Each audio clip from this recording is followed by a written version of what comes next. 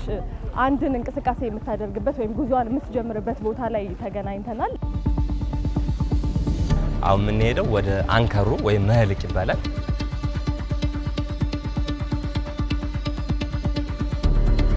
ጣናነሽ ቁጥር 1 ማለት አገልግሎቷ በጣም ሰፊ ነው፣ ብዙ ነው።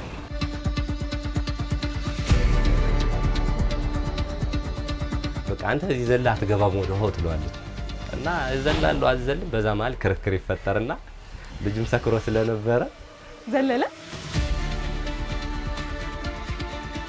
ጠዋት 12 ሰዓት መተን ደግሞ እንቅስቃሴዋ ምን ይመስላል የሚለውን አብረን ቆይታ እናደርጋለን።